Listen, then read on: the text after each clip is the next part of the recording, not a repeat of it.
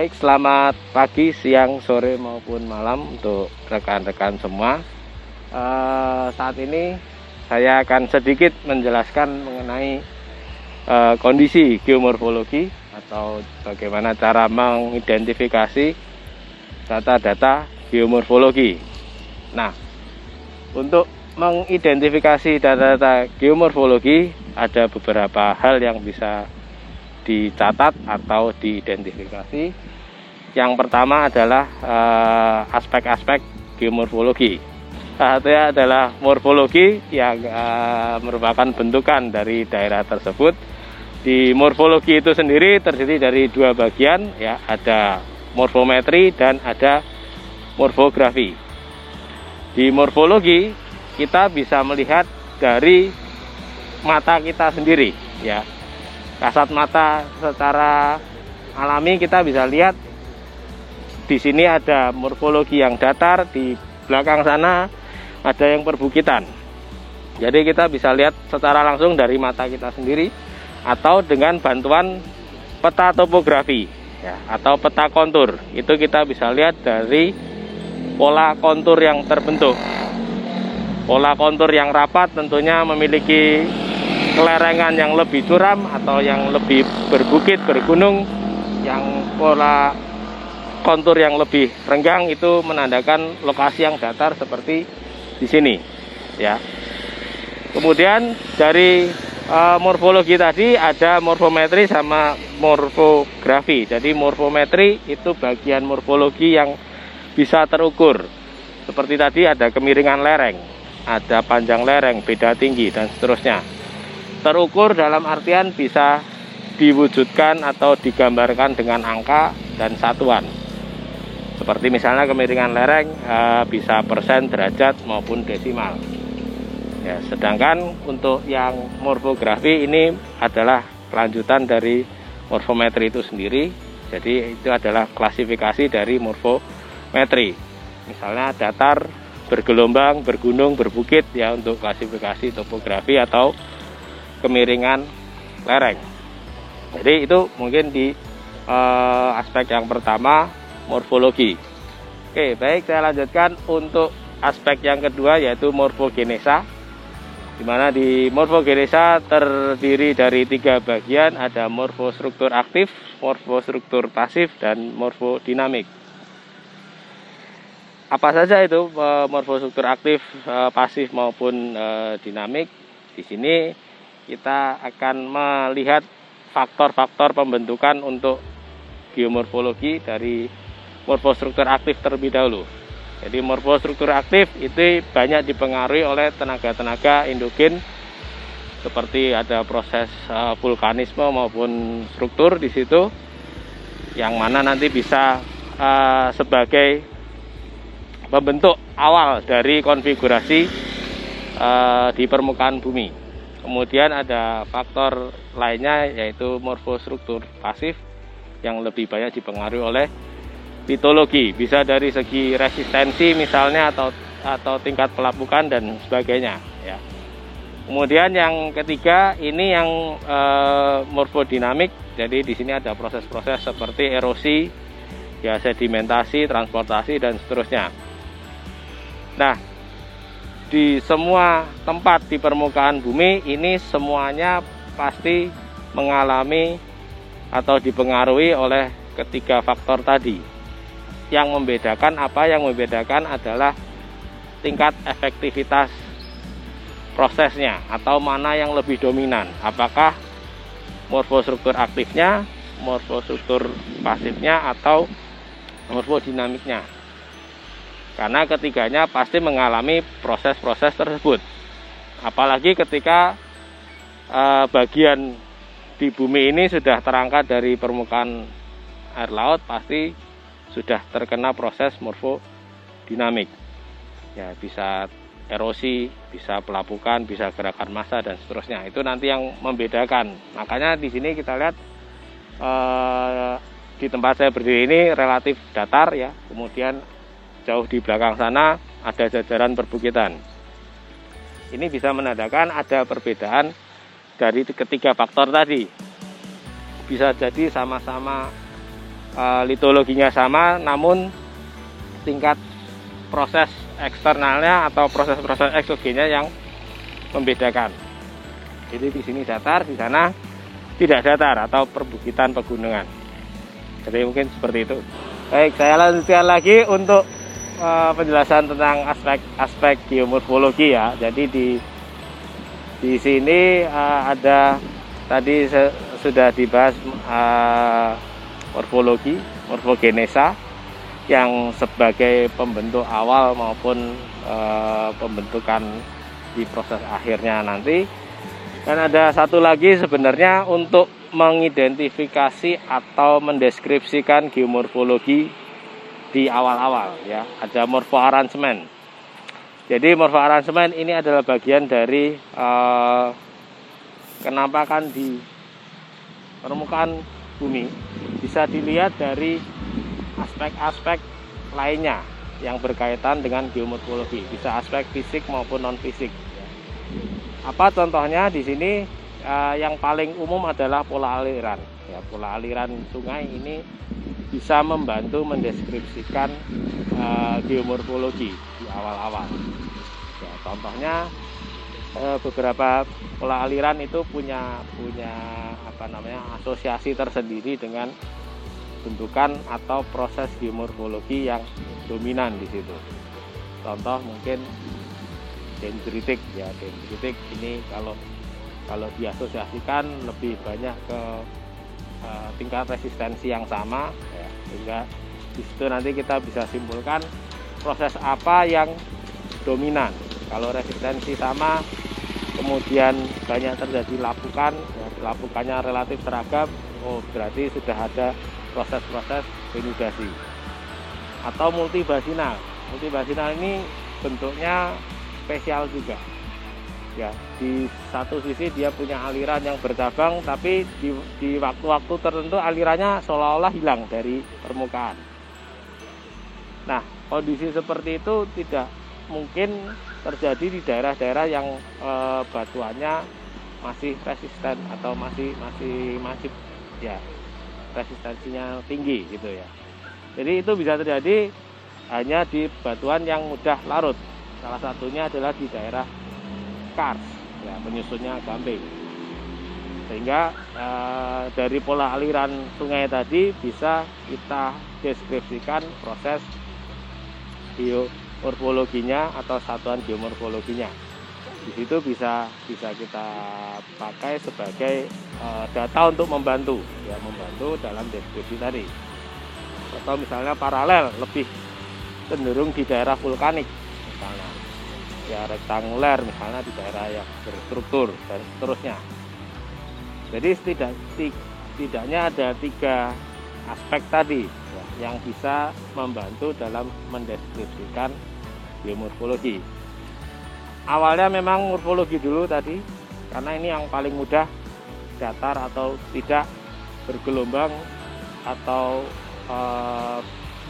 datar misalnya ya, berbukit dan seterusnya, bentuknya lembah atau gimana. Kita ukur ya kemiringan lereng bisa dengan kompas atau alat yang lain ya, panjang lereng misalnya dengan kita ukur, bantuan itu alat-alat yang sederhana itu bisa kita lihat dalam klasifikasi yang sudah ada, berapa kemiringan lereng, berapa beda tinggi dan seterusnya. Itu dari morfologi. Cukup sampai situ kalau morfologi. Nah, kemudian baru di morfogenesa kita lebih detail lagi melihat proses apa yang dominan.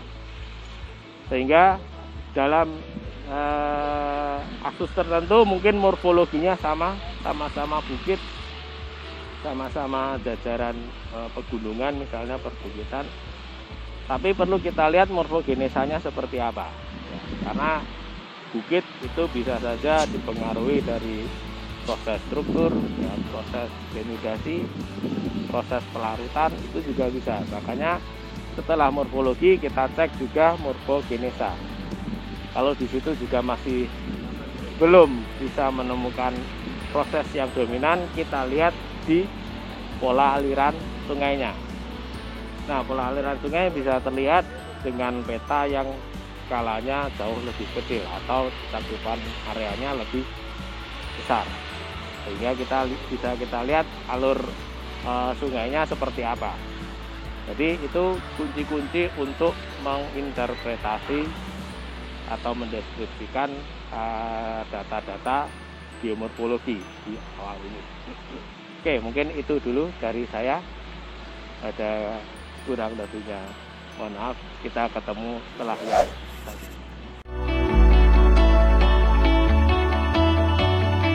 Assalamualaikum warahmatullahi wabarakatuh. Selamat berjumpa lagi pada kuliah Geologi Lapangan 1 ya. Pada kesempatan hari ini ya, kami akan menjelaskan gitu ya beberapa kondisi keadaan geomorfologi ya terkait dengan proses-prosesnya. Jadi secara umum dan secara regional ya, pada daerah tempat kita saat ini gitu ya, di peta ya, itu ada di daerah dekat kurang lebih sebelah timur ya dari kampus ya UGM ya. Jadi tepatnya itu di daerah yang relatif datar ya.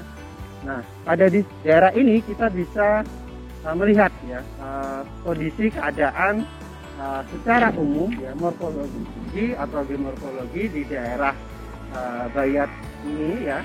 Jadi kalau ada yang di selatan kita ini itu adalah pegunungan selatan gitu ya.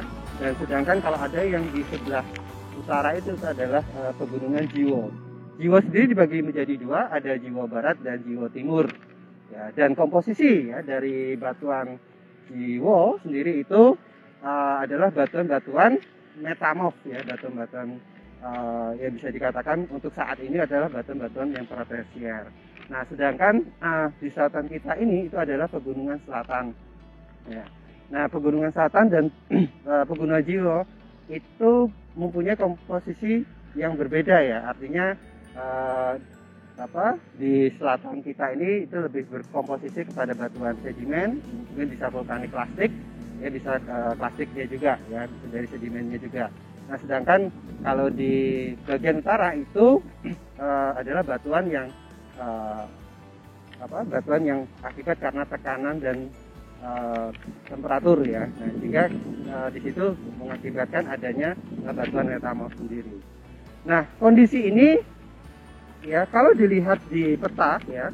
Jadi kalau kita itu mau melihat sebuah geomorfologi ya atau kondisi keadaan geologi terkait dengan morfologinya, kita harus melihat ini ya, di sini itu ada yang kita katakan namanya morfologi itu kan gambaran relief ya. Nah, ini yang kita katakan sebagai relief gitu ya.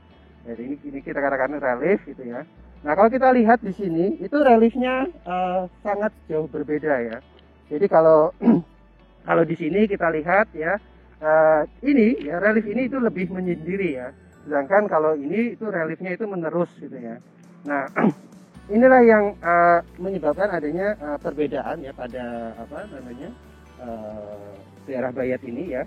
Jadi kalau yang di daerah sini itu, yang di daerah sebelah utara ini ya, sebelah utara saya ini itu adalah daerah yang sebenarnya dia ini bisa kita katakan menyendiri ya, atau yang bisa kita katakan biasanya itu adalah bukitan berisolir.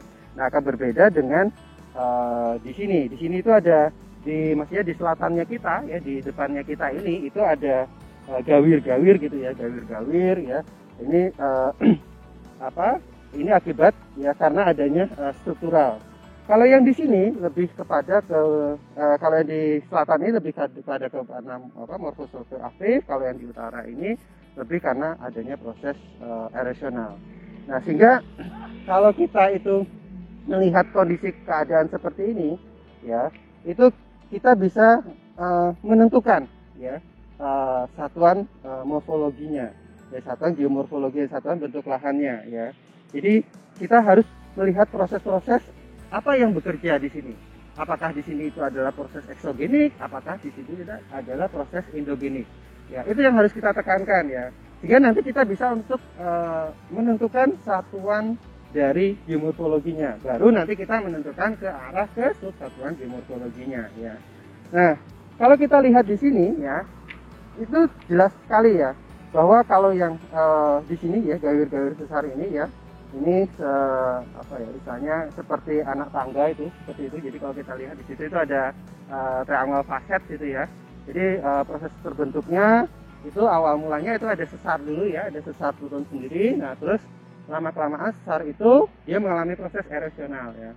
Nah tapi ya kalau di situ itu masih lebih dominan strukturalnya. Kenapa ya? Karena morfologinya itu yang dibentuk itu masih berdasarkan atas strukturalnya. Tapi berbeda dengan yang kita saat ini ya. Misalnya kita lakukan pengamatan saat ini ya, yang di tempat kita saat ini itu berbeda ya. Kalau di sini itu sudah lebih kepada karena proses erosional. Dan sama juga di utara kita ya, di situ ada gunung pergunungan Jiwo ya. Itu ada Jiwo Barat, ada Jiwo Timur ya, yang dipisahkan dengan Sungai Dengkeng. Ini Sungai Dengkengnya ya, ini Sungai Dengkengnya ya, ini Sungai Dengkengnya itu ya, yang mengarah utara selatan ini. Itu dia menyendiri ya, dia tersendiri seperti ini ya. Nah perbedaan resistensi batuan juga mempengaruhi ya bagaimana morfologi itu terbentuk ya. Artinya kalau kita lihat di sini ya, karena proses erosionnya itu kuat sekali, dia membentuk bukit-bukit tersendiri. Nah disinilah sebenarnya faktor yang mempengaruhi erosionalnya, sehingga bisa kita katakan ya, secara umum secara keseluruhan yang di utara kita ini itu lebih mengarah kepada delusional, sedangkan kalau yang di selatan kita ini lebih kepada ke struktural. Nah kita memang perlu banyak lagi mengamati ya, artinya ada morfometrinya ya, terus nanti ada morfografinya. Nah itu kita betul-betul amati ya, bagaimana antara morfometri dan morfografi ini itu bisa jadi pendukung untuk mendukung apakah di sini itu struktural, apakah di sini itu denudasional. Yang perlu kita ingat itu adalah bagaimana kita itu menentukan dulu ya kan, proses apa yang dominan di sini ya, apakah proses eksogenik ataukah proses endogenik. Ingat, proses endogenik itu adalah lebih ya, kepada akibat aktivitas tektonik, adanya misalnya ada sesar, ada antiklin ya, itu karena aktivitas endogenik itu ya. Nah berbeda dengan aktivitas eksogenik ya, karena eksogenik itu dia itu yang bekerja itu adalah karena adanya proses erosional. Ya mungkin macam-macam ya, erosional itu bisa dari air ya, bisa dari es, bisa juga dari angin ya. Nah itu karena proses erosional. Nah kayak misalnya kita di Jogja itu ya, itu kita bersyukur sekali ya, kita di Jogja itu kita bisa lihat ya, di situ kalau kita lihat di Parangtritis itu ada sendun ya. Sendun itu akibat hasil daripada bentukan lahan karena proses di anginnya ya. Jadi dia di situ ada gumuk-gumuk pasir yang diakibatkan karena ada proses pelapukan dari si anginnya. Nah, sehingga dari situ kita harus bisa menentukan dulu apakah di sini itu ada eksogeniknya, apakah di sini itu ada endogeniknya. Nah, dari sini nanti ya harapannya kalian bisa menentukan ya. Ya artinya ada bentuk-bentukan lahan tertentu ya, itu yang bisa menunjukkan ya proses di mana ya tadi misalnya di sini itu ada daerah yang terisolir ya, atau bisa kita katakan ini daerah adalah bukit yang terisolir ya.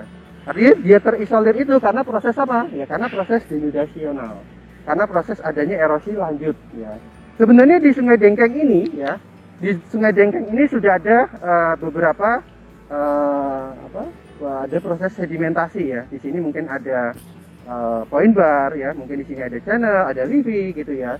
Nah, ini bisa kita katakan ya, kalau di satuan geomorfologi itu biasanya kita katakan sebagai satuan yang mengarah kepada ke fluvial, karena di sini sudah ada di satu sisi di sini itu sudah mengalami degradasi, di satu sisi dia di sini juga sudah mengalami adanya agradasi.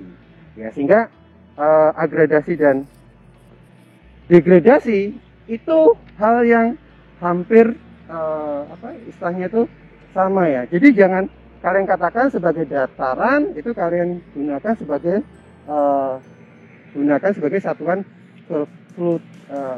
fluvial ya. Kita lihat dulu apakah di situ ada ya bentuk-bentukan lahan yang memang di situ mendukung untuk sampai kepada fluvial. Karena fluvial itu harus ada proses sedimentasi, ada yang dia itu mengendap kan gitu. Tapi berbeda dengan denudasi, dia hanya mengurangi saja kan gitu. Kalau di situ mengurangi saja tanpa ada sedimentasi, ya kita tidak bisa katakan itu sebagai fluvial. Ya, nah sehingga ini yang harus kita tahu. Artinya kalian harus banyak membaca ya referensi ya. Di sini satuan-satuan bentukan lahannya ya. Satuan bentuk lahannya ini apa saja kan gitu. Nah sehingga kalau kita itu bisa menentukan atau kita bisa melihat langsung satuan bentuk lahan, kita juga bisa menentukan satuan geomorfologinya. Nah seperti halnya pun contoh di bawah ini ya. Contoh di bawah ini itu ada gawir sesar, mungkin di situ ada triangle faset yang itu karena adanya aktivitas struktur endogenik ya, yang mengakibatkan di situ adanya struktur, mungkin di situ ada sesar turun gitu ya. Nah itu kita bisa tahu kalau sebenarnya kita lihat di daerah selatan itu sebenarnya kita bisa menjumpai ada beberapa hongback gitu ya. Hongback itu sebenarnya bagian daripada bentuk lahan dari struktural. Nah kalau kita bisa melihat itu ya, kita bisa melihat itu ya, kita bisa menentukan bahwa daerah situ memang daerah yang karena aktivitas endogenik ya, dan aktivitas endogenik ini terkait dengan struktural. Nah kita bisa menentukan daerah situ adalah daerah yang satuan bentuk lahannya itu terbentuk kan akibat dari struktural ya, itu ya. Jadi tolong dipahami ya, ketika kita itu mau melihat atau menentukan morfologi, kita harus lihat dulu reliefnya ya, petanya ini ya, konturnya ini ya. Nah ini sebenarnya kalau kita lihat juga di sini ya, itu biasanya dengan kontur-kontur seperti ini kita juga bisa mengidentifikasi ya batuan daerah sini ya. Jadi kalau daerah Konang ya, di daerah Jiwo ini ya, di Jiwo ini itu di Jawa Barat ini ya. Ini Gunung Konang yang di Jawa Barat, yang gunung apa ya, ini ada Kebo, ada Merak ya, ada Cakaran ya. Nah ada Gunung Butak ya. Ini kelihatan ya, ada kontur-kontur tertentu yang sebenarnya juga bisa menunjukkan apa? Menunjukkan kondisi dari litologinya ya. Karena di sini itu ya litologinya itu lengkap sekali ya, maksudnya kompleks sekali ya gitu. Jadi di sini itu ada metamorfiknya, di sini itu ada di sini itu juga ada sedimennya ya. Jadi di sini itu ada batu gampingnya, ada batuan beku andesitnya, terus di sini juga ada batuan metamorfiknya ya. Di situ ada beberapa skis gitu ya, ada beberapa itu marble ya, atau marmer gitu, itu seperti itu. Nah sebenarnya kalau kita lihat di sini ya, kalau seperti yang ada proses pelarutan. Nah pelarutan inilah yang biasanya menyebabkan kontur-kontur ini seperti adanya lelehan gitu ya, seperti adanya melidah ini seperti ini. Nah akan berbeda dengan mungkin di sini ada kebo yang tersendiri seperti ini ya. Ya ini karena ada proses resistensi itu tadi, resistensi batuan gitu ya. Nah kebo ini ada beberapa itu kita jumpai itu adanya intrusi ya. Nah itu seperti itu. Nah itu ya. Jadi itu ya yang bisa sedikit saya jelaskan. Mungkin nanti ada beberapa stop set yang mungkin itu bisa menentukan untuk kita melihat, oh ini ternyata benar ya, ternyata ini litologinya mungkin batu gamping. Oh ini ternyata litologinya batuan beku. Oh ini ternyata litologinya batuan metamorf ya. Jadi dari peta kontur ini ya, kita juga bisa melihat ya kondisi litologi ya batuan ya. Nah di sini kita juga bisa menentukan ya, jadi litologinya gitu ya. Jadi, nah ini nanti kalau bisa ya di daerah ini kita bisa sebenarnya harus tahu ya. Oh ternyata di daerah yang agak bulat-bulat ini, menyendiri ini, itu ternyata itu adalah intrusi. Oh ternyata yang seperti melidah ini itu daerah batu gamping. Oh ternyata yang kayak di Gunung Jabakat ini kotak menyiku ya, kayak menyiku seperti ini, itu ternyata batuan metamorfik. Ya itu terkait dengan semua itu dengan resistensi. Nah mungkin itu ya yang bisa saya sampaikan. Sekali lagi kalian harus mencermati proses apa yang ada ya di sini. Ya artinya di situ kita juga akan terkait dengan litologinya juga gitu ya. Artinya kalau kita itu melihat litologi berupa endapan campuran gitu ya. Terus kita lihat material-material dari lepasan, yaitu kemungkinan di situ sudah ada proses endogenik. Tapi kita lihat dulu ya, seberapa besar faktor endogenik itu di situ tuh lebih dominan daripada faktor eksogenik. Kalau memang di situ tuh dia sudah membentuk lahan itu flat, ya rata gitu ya, dan di situ kita hanya meninggalkan jejak-jejak berupa di kemiringan lapisan batuan, katakan itu sebagai yang mendominasi itu adalah sebagai proses eksogenik ya. Nah, eksogenik ya ada beberapa ya, misalnya itu ada di satuan geomorfologi itu ada denudation, ada fluvial, ya ada eolian gitu ya, itu termasuk bagian daripada proses eksogenik itu. Nah, itu ya, jadi kalian harus bisa mencermati kapan itu kita katakan sebagai proses endogenik, kapan itu sebagai proses eksogenik. Ya, jadi endogenik itu yang terkait dengan aktivitas tektonik, yang dia itu akan bisa membentuk struktur sesar gitu ya, dia akan bisa membentuk antiklin, dia akan membentuk sinklin ya. Nah, itu yang kita katakan sebagai mengarahnya lebih kepada endogenik. Ya, mungkin saya sampaikan untuk pada kesempatan kali ini secara umum ya, secara istilahnya itu garis besarnya ya. Mungkin sebenarnya kalau memang kita masih ada kesempatan, kita bisa melihat stop set daripada kondisi keadaan ya di lapangannya. Artinya kita melihat kondisi secara istilahnya itu tanpa lapangan gitu ya, on desk gitu ya, atau artinya di meja gitu ya.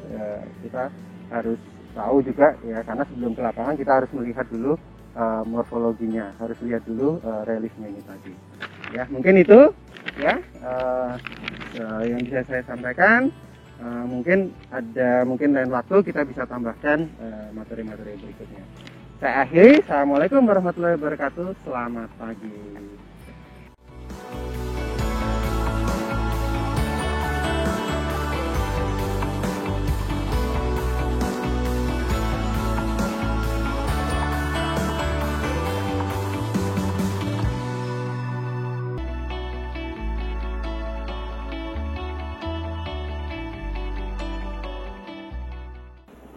Oke, baik.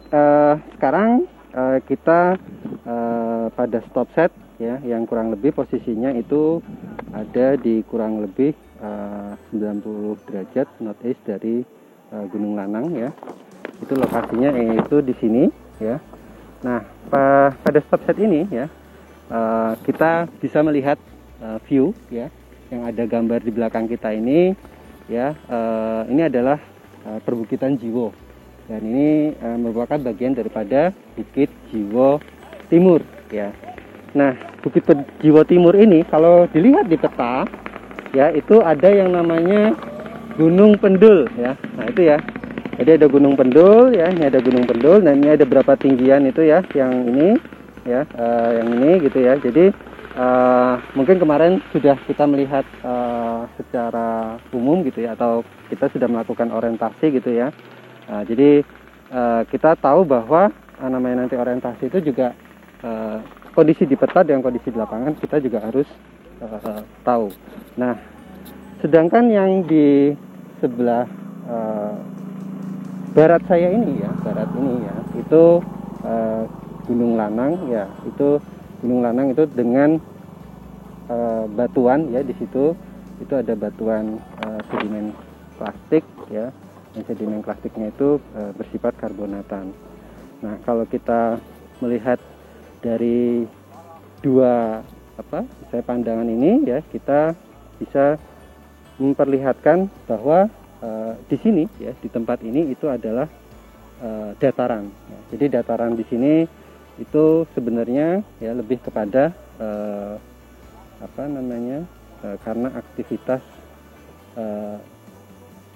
endogenik ya, aktivitas eksogenik ya, aktivitas eksogenik yang di sini itu materialnya itu sudah material lepasan.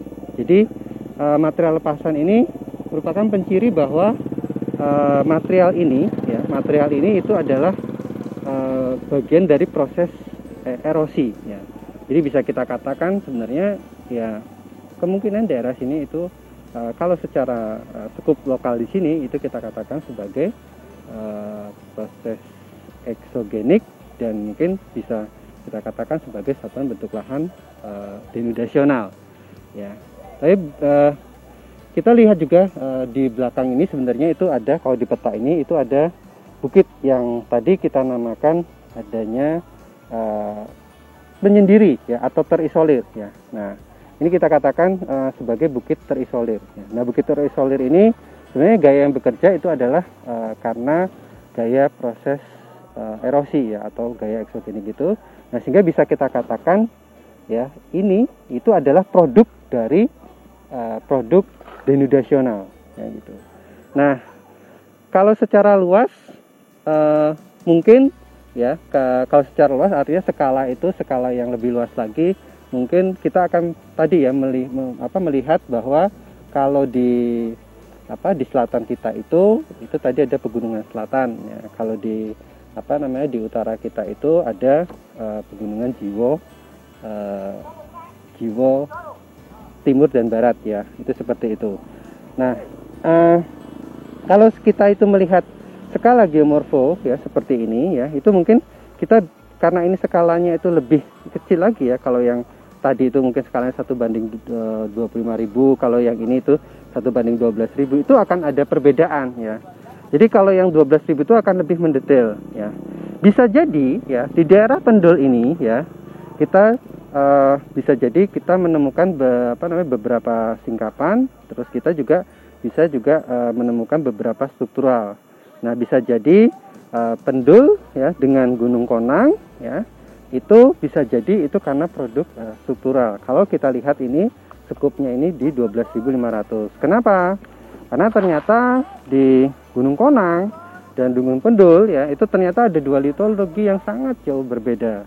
Ya, di Pendul itu lebih kepada ke arah tersiernya, sedangkan kalau di Konang itu lebih ke arah kepada pratersiernya. Karena di sini adalah produk-produk metamorfik ya, sedangkan di sini ada produk-produk sedimentasi dan produk-produk dari hasil letusan dari intrusi ya, proses pembentukan dari batuan beku ya, itu seperti itu karena aktivitas magmatisme. Nah, bisa jadi keselarasan ini ya, atau di sini ada dua litologi yang berbeda. Nah, itu bisa jadi kita anggap ini itu akibat daripada struktural. Jadi mungkin kalau kita itu berjalan itu ada dua litologi yang berbeda, itu bisa jadi itu ada yang naik ataupun ada yang turun. Nah, mungkin kalau cakupannya hanya 12.500 ya, kita anggap ini struktural, kita anggap ini sebagai bagian daripada denudasional. Nah, yang terpenting kita tahu prosesnya dan kita tahu skalanya ya, skala dari apa yang kita petakan ya. Jadi kalau kita itu nanti memetakan geomorfologi ya, kita harus lihat skalanya. Ini skalanya skala 12.500 atau skala 25.000. Kalau yang 25.000 tadi untuk pegunungan Jiwo ya, itu kita katakan sebagai produk dari isolated hill atau bukit terisolir, atau itu produk dari denudasional. Tapi ternyata kalau kita lebih amati lagi ya, kalau menggunakan 12.000 bisa jadi ini bagian daripada dari struktural. Nah itu seperti itu. Nah, terus kita jangan lupa ya bahwa dalam pembuatan geomorfologi itu biasanya kita ada sketsa ya. Jadi ada sketsa, ada pandangan katak dan pandangan burung. Jadi kalau pandangan burung itu dari atas gitu ya, tapi kalau pandangan katak itu dari bawah. Nah, ini adalah gambar sketsanya itu ya. Jadi kita bisa menggambarkan ya sketsa ini ya. Kalau di sini itu adalah akibat dari proses eksogenik ya. Kalau di sana itu akibat dari proses endogenik. Nah, jadi kita bisa menggambarkan ini menggunakan pandangan katak ya. Jadi karena kita akan melihat ke atas ke sana ya. Kalau pandangan burung kita dari atas melihat ke bawah, itu seperti itu. Nah, ini kalian harus gambarkan ya, dan kalian juga harus minimal kalian tahu ini adalah produknya ya. Jadi produknya ini hasilnya ini adalah dari proses erosional ya itu. Nah, kalau di sana ya itu produknya karena ada pengangkatan ya. Sama juga sebenarnya ada di Gunung Anang itu ada proses pengangkatan juga. Yaitu juga prosesnya itu karena adanya adanya endogenik ya, adanya aktivitas tektonik ya, sehingga dia itu bisa terangkat ke atas itu. Nah, kalian harus bisa minimal itu mendeskripsikan lah ya. Nah, mungkin saya rasa kalau di data ya, di data tabulasi mungkin di situ kalian akan ada data-data litologinya. Nah, data litologi itu bisa kalian gunakan sebagai acuan untuk nanti mendeskripsikan morfogenesa dari daerah kalian. Nah, sehingga kita tahu ya kan, oh ternyata di sini dikatakan dendronational karena produknya itu adalah produk hasil lepasan atau material campuran, sedangkan di sana itu produknya itu masih kepada batuan asalnya. Nah, itu ya. Jadi itu ya. Jadi poinnya ini tadi yang pertama, kalian bisa menentukan dengan skala ya di geomorfologinya. Yang kedua ya kan, itu kalian harus memperhatikan litologi batuannya. Artinya ini mungkin hasil dari endapan campuran, kalau di sana itu mungkin hasil dari proses sedimentasi, pembukaan magmatisme, terus juga ada proses metamorfisme ya kan. Terus yang ketiga, kalian harus membuat sketsa ini ya, harus membuat sketsa ini, dan kalian harus bisa menggambarkan di sini itu apa gitu. Pasti ada lah di data ya, di data itu ada di lokasi ini tuh apa ya, deskripsinya. Nah itu, nanti mungkin ada juga mungkin dia di sana datanya. Nah, sehingga data itu bisa kalian gunakan untuk nanti menggunakan morfogenesanya untuk proses pembentukan morfologi di sini, geomorfologinya di sini. Nah itu ya, mungkin itu ya yang bisa kami sampaikan untuk swap set di sini. Mungkin nanti ada step-step lain yang bisa kita tambahkan. Mungkin itu saja. Saya akhiri. Assalamualaikum warahmatullahi wabarakatuh.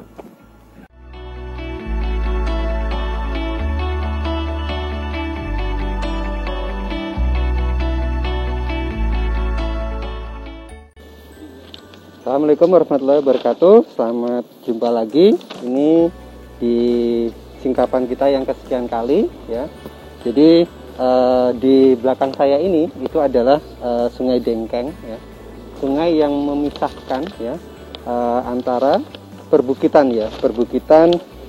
Jiwo Barat dan Jiwo Timur ya. Letak sungai ini di sini ya, di tengah-tengah antara perbukitan Jiwo Barat dan Jiwo Timur. Nah, kalau kita lihat ya dari Sungai Dengkeng ini di sini sudah ada proses sedimentasi ya, sudah ada pengendapan lanjut ya.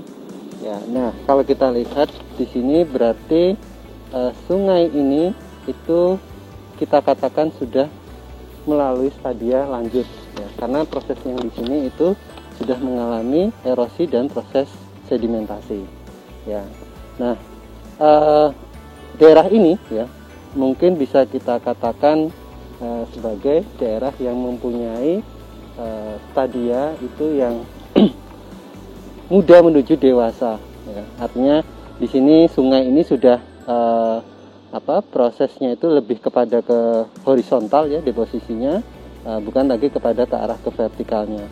Nah, mungkin kita bisa lihat ya daerah ini itu dia sudah mulai, sungainya itu sudah mulai melebar gitu ya. Jadi agak berbeda kalau mungkin stadia sungainya itu masih muda, dia itu lebih ke arah ke vertikalnya, artinya dia akan membentuk V. Sedangkan kalau ini itu kita lihat dia akan membentuk seperti U. Ini adalah morfologi dari sungainya sendiri. Jadi di sini itu sungai ini sudah membentuk seperti U. Nah, kecepatan atau proses sedimentasi dia lebih kepada ke arah horizontal ya.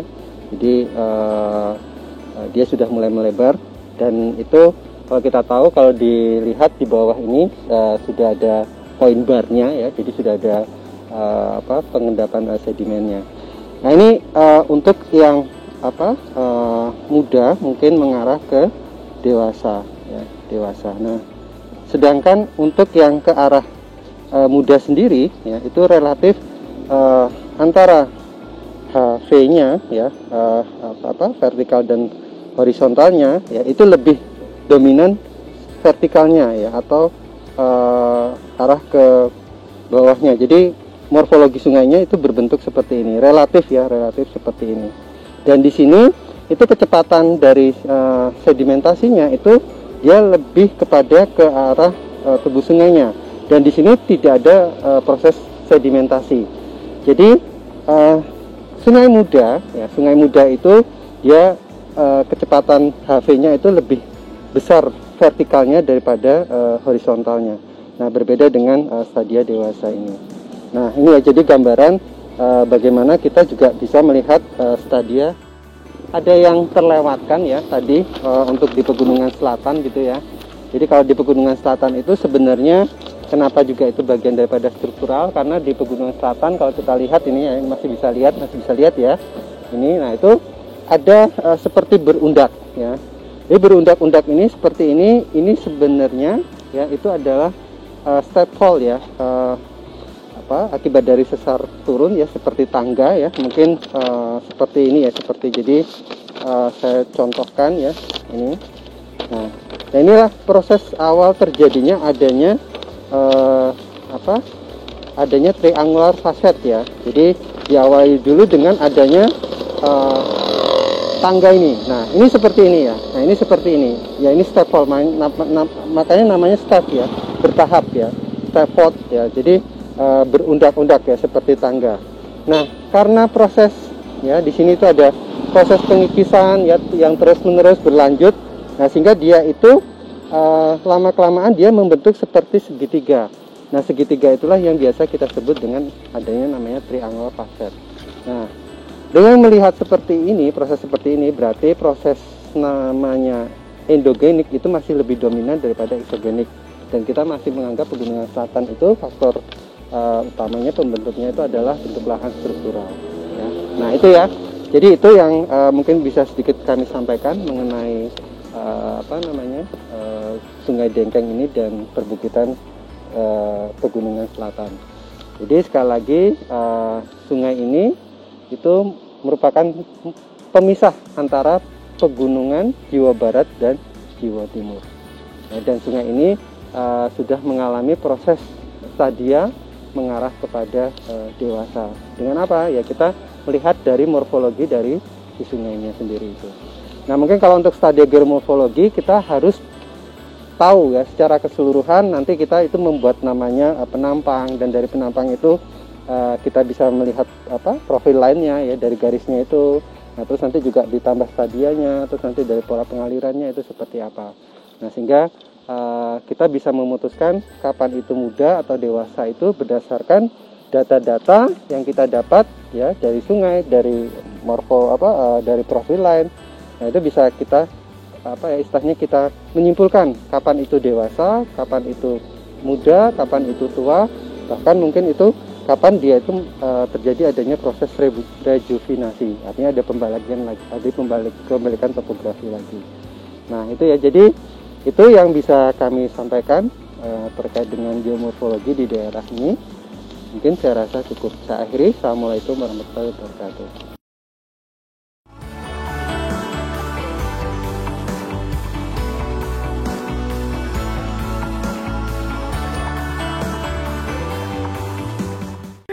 Baik, kami lanjutkan ya untuk materi tentang geomorfologi. Kalau tadi masih tentang aspek-aspek umum ya, aspek-aspek umum untuk penilaian geomorfologi. Sekarang kita lihat kasusnya atau kenampakan salah satu contoh di lapangan seperti ini. Misalnya ada perbukitan yang seolah-olah terpisah seperti ini, kemudian banyak longsoran seperti ini ya. Ini contoh tipe-tipe dari rockfall gitu ya, jadi bongkah-bongkah batunya langsung turun ke bawah gitu ya, gerakan masanya seperti itu tipenya. Kemudian dari sekitar satu bukit ini, kalau dilihat di sekitarnya ya, di sebelah saya, di sebelah kiri saya ini sudah berbeda lagi morfologinya. Ya, kalau tadi di awal saya katakan untuk mengidentifikasi bisa dari morfologi terlebih dahulu, kemudian morfogenesa. Nah, di sini kita lihat ya, ada satu kenampakan seperti ini. Kemudian ada perbedaan tingkat lapukan. Di sini sudah relatif lebih intensif menjadi soil ya. Kita lihat sudah banyak vegetasi ya, macam-macam vegetasi di sana. Sedangkan di sini belum ya. Di sini belum. Di sini justru banyak aktivitas dari proses eksogen berupa gerakan massa itu tadi. Ditambah juga dengan resistensi batuan ya. Kalau tadi dikategorikan di morfogenesa termasuk yang morfostruktur pasif. Jadi di sini lebih dominan dari resistensi yang lebih tinggi ya kekuatannya daripada yang ada di sana tadi. Sehingga inilah yang membentuk konfigurasi topografi seperti ini. Seolah-olah dia terpisah dengan kondisi di sekitarnya. Mungkin nanti bisa dijumpai juga di lapangan kondisinya ada bukit tersendiri seperti ini, tapi litologinya tidak seperti ini, berbeda juga. Ada misalnya litologi batu gamping, dia dom yang terpisah ya, itu bisa juga. Atau bukit-bukit yang sisa ya, bukit-bukit sisa juga bisa. Atau mungkin karena faktor struktur, itu salah satu macam-macam dari morfologi yang bisa terbentuk hanya dari satu bentuk dom saja, atau bukit yang seolah-olah terpisah ini tadi. Jadi ini contoh kasusnya ya, contoh kasusnya. Seperti tadi saya katakan, semua proses itu berjalan ya, ada erosi, ada gerakan massa, ada pelapukan ya, kemudian dibentuk dari morfostruktur aktifnya dan disempurnakan lagi oleh proses-proses eksogennya. Ini contohnya seperti ini, kenampakan di salah satu perbukitan di Jiwo di Bayat. Mungkin itu dulu yang bisa saya sampaikan di kesempatan kali ini. Oke, terima kasih.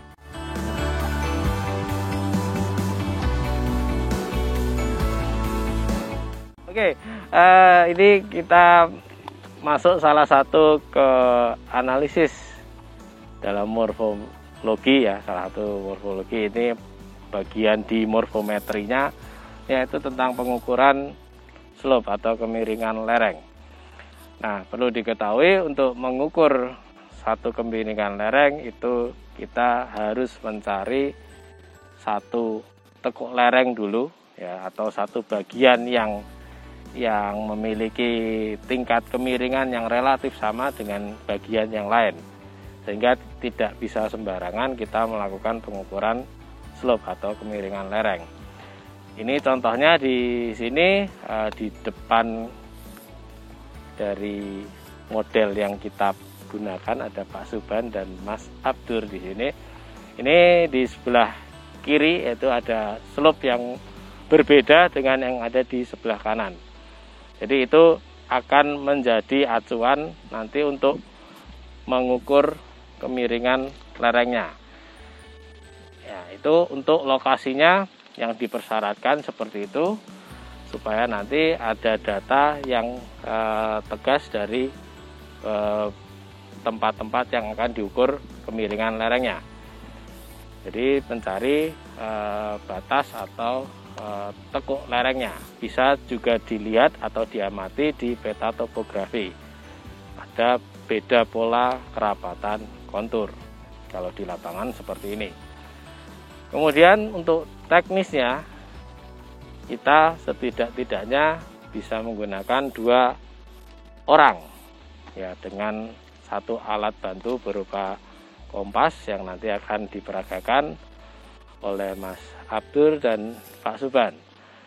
Namun di sini ada catatan ya, untuk mengukur dengan 2 orang seperti ini harus memiliki tinggi mata yang sama.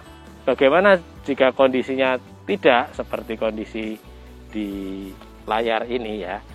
Nah, ini nanti salah satu atau yang memiliki ketinggian mata lebih rendah harus menyesuaikan pandangannya dengan ketinggian tubuh dari yang lebih tinggi.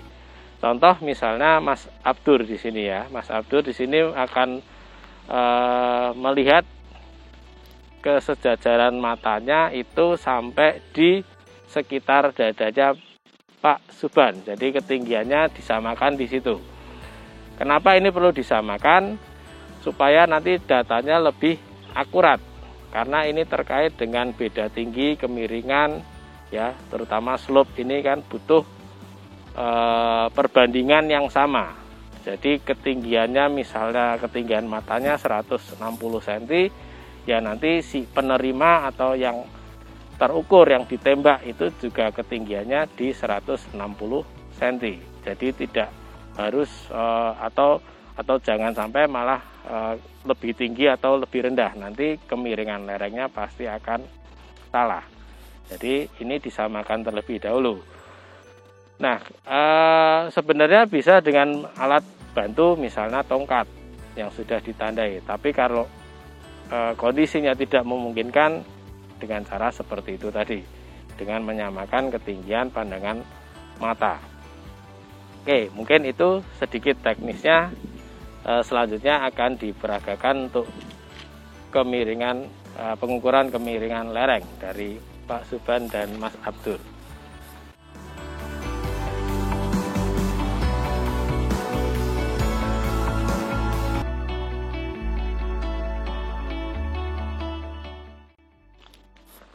Baik, ini posisi untuk pengukuran kemiringan lereng. Di bawah ada Mas Abdur dan di atas nanti ada Pak Suban yang sudah siap-siap sebagai yang ditembakkan dari kompasnya yang dipegang oleh Mas Abdur. Jadi Mas Abdur yang pegang kompas di bawah, nanti kompasnya dibuka, kemudian posisinya berbeda dengan cara mencari azimut tadi. Ini kalau azimut tadi didatarkan, ini ditegakkan ya, posisinya miring seperti ini, dan dia akan melihat dari busurnya yang terbaca di situ.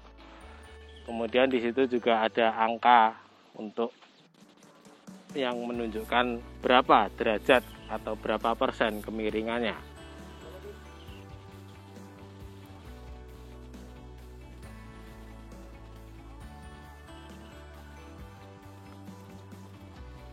Dan Abdur ini juga tadi mengarahkan ke dada, sekitar dada dari Pak Suban, karena tadi ketinggian matanya relatif berada di sekitar dada dari Pak Suban. Jadi bukan ke matanya Pak Suban atau ke kepalanya. Jadi sudah disamakan terlebih dahulu ketinggian mata dari saudara Abdur. Masih mencari berapa angka yang didapat, dan perlu diketahui juga dalam teknisnya itu perlu meluruskan nivo tabungnya ya, nivo tabungnya kalau posisinya tegak seperti itu di kompasnya.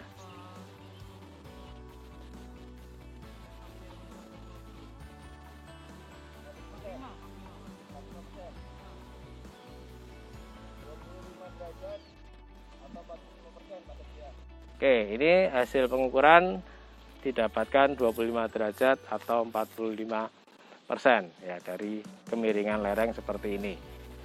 Memang kemiringan seperti ini sangat bervariasi tempat-tempatnya ya. Mungkin saja di sebelahnya juga sudah berbeda, tapi setidaknya kita bisa mencari atau mengidentifikasi lereng mana yang lebih dominan, itu yang nanti dipakai sebagai data. Semakin banyak data, prinsipnya semakin bagus. Jadi seperti itu kira-kira untuk pengukuran kemiringan lereng. Tepatnya di belakang posisinya Mas Abdur yang menembak atau syuting ke arah Pak Suban tadi.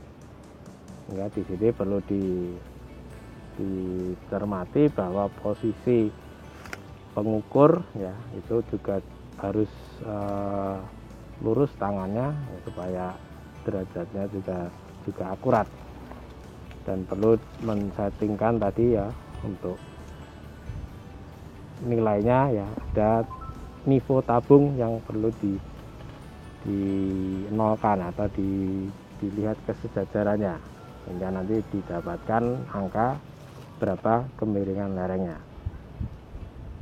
Nah, setelah ini didapat, tentunya bisa kita lihat di klasifikasi yang sudah ada, apakah itu di Bidam atau yang lain. Kita lihat nanti kemiringan sekian persen atau sekian derajat itu kategorinya apa. Itulah nanti yang masuk di morfografi. Apakah datar, berombak, bergelombang, ya, berbukit, dan sebagainya. Cuman ini kita fokus di pencarian secara deskripsinya dulu ya, dari pengukuran di lapangan. Memang di geomorfologi untuk di GL1 ini belum kami minta untuk melakukan pemetaan geomorfologi. Hanya saja data-data seperti ini perlu kalian kuasai atau sudah diketahui, sekalipun ini tidak langsung ke lapangan. Mungkin seperti itu.